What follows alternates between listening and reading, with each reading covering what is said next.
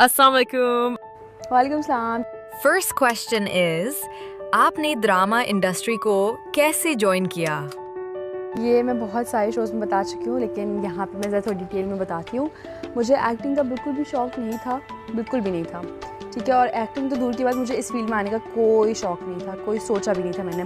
But मेरी छोटी बहन है ईमान, काफ़ी लोग जानते हैं उसे, वो मुझसे सीनियर एक्ट्रेस है बट है मुझसे छोटी।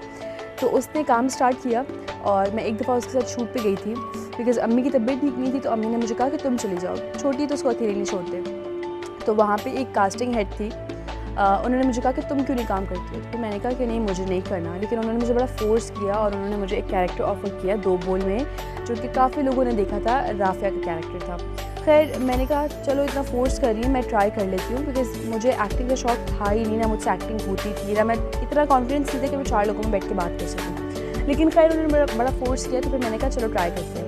और जब मैंने ट्राई किया तो माशाल्लाह फिर वो ड्रामा जब ऑन एयर हुआ तो सबने इतना पसंद किया, और उस प्रोजेक्ट में मुझे सिखाने वाले लोग बड़े थे। वहाँ डीओपी खलील भाई और वजाहत हुसैन का वो प्रोजेक्ट था, जो डायरेक्टर थे हमारे, उन्होंने मुझे बहुत सिखाया, फ़ान भाई ने, हिरा ने। तो जब इतने सपोर्टिंग मुझे को एक्टर्स मिले, तो फिर मैंने कहा कि आगे भी हो सकता है कि मुझे सपोर्टिंग एक्टर्स मिलें, जिसकी वजह से मैं काम सीख सकूँ। तो अल्लाह का शुक्र है, अल्हम्दुलिल्लाह मुझे हमेशा अच्छे एक्टर्स मिले, 90% तो अच्छे एक्टर्स ही मिले जिन्होंने मुझे सिखाया है, जिन्होंने मुझे सपोर्ट किया। सो यस, इस तरह बस मेरा स्टार्ट हुआ करियर। सेकंड क्वेश्चन इज आपने हसीना ड्रामा क्यों किया? आप बहुत अच्छी हैं। हसीना जो कैरेक्टर है A+ का, वो है एक मेड का कैरेक्टर, और वो बहुत नेगेटिव कैरेक्टर है। अगर जिन्होंने देखा तो उनको अंदाज़ा हुआ होगा कि वो किस कदर नेगेटिव है। मैं करते हुए डर भी रही थी, मैंने मना भी कर दिया था, क्योंकि उसमें थोड़ा एक्सेंट भी चेंज था, सिंधी एक्सेंट डालना था। उसके अलावा वो इतना नेगेटिव था, इतना नेगेटिव कि लिटरली गालियाँ पड़नी थी मुझे।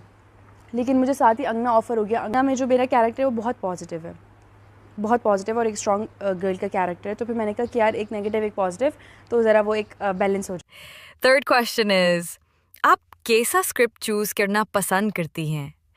स्क्रिप्ट चूज़ करते हुए मैं ये चीज़ नोट करती हूँ कि अच्छा, मुझे नेगेटिव पॉजिटिव कैरेक्टर से कोई फ़र्क नहीं पड़ता, ठीक है। दुनिया में ऐसा है कि 50% नेगेटिव लोग हैं, 50% पॉजिटिव लोग हैं, तो ये है दुनिया, ये रियलिटी है।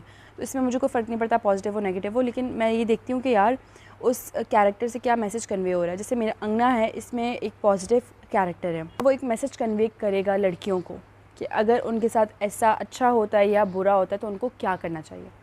तो और इसी तरह हसीना में भी जितनी मैं नेगेटिव हूँ, इससे भी एक मैसेज कन्वे होगा कि बुराई का अंजाम, जितनी ज़्यादा बुराई होगी उतना बुरा अंजाम होगा।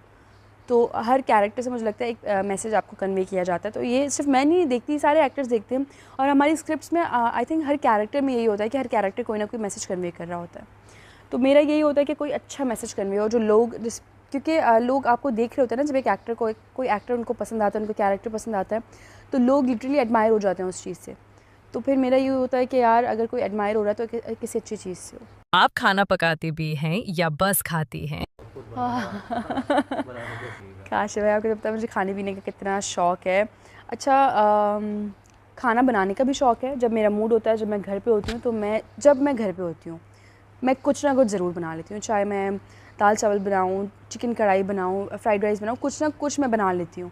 तो बनाने का भी शौक़ है, और जो चीज़ें मुझे पसंद है ना स्पेशली खाने की, तो वो तो मुझे बनाना मैंने सीख ली है। जिसमें से बिरयानी रह गई, बाकी मुझे सारे खाने ऑलमोस्ट बनाने आते हैं। तो जो पसंद होता है वो मैं बना के खुद ही खा लेती हूँ, ताकि मुझे किसी की मोहताजी ना हो कि यार आप बना के दे दें, आप बना के दे दें।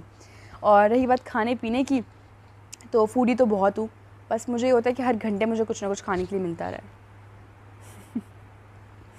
अच्छा, और ट्रैवलिंग के लिए मौका मिलेगा तो कहाँ जाना चाहेंगी? ट्रैवलिंग वगैरह पाकिस्तान से बाहर अगर जाना चाहूँगी तो टर्की जाना है मुझे, और मुझे जाना है और कहाँ जाना है मुझे, फ़िलहाल टर्की जाना है।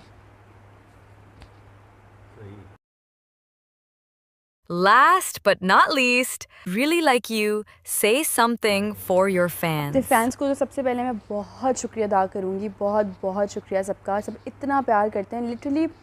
मैं जब देखती हूँ ना इंस्टाग्राम पे एडिट्स, या बाहर भी कहीं मॉल वगैरह में या रोड पे कभी कोई लोग मिलते हैं, तो वो लिटरली इतना प्यार देते हैं, इतने अच्छे से मिलते हैं, मुझे इतनी खुशी होती है कि इतना प्यार मिलता है। सबको थैंक यू सो मच। इसी तरह बस प्यार देते रहें, हमारे कैरेक्टर्स को पसंद करते रहें, हमारे ड्रामास को देखते रहें।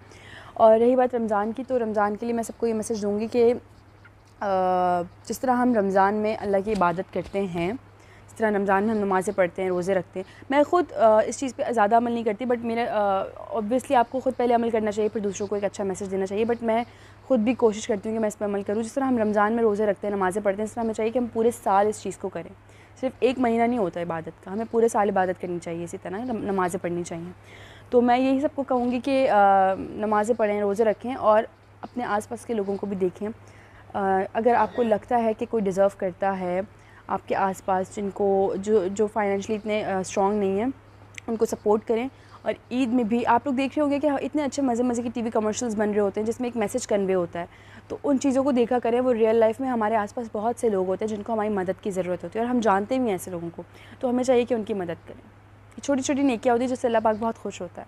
Love you so much. Thank you so much.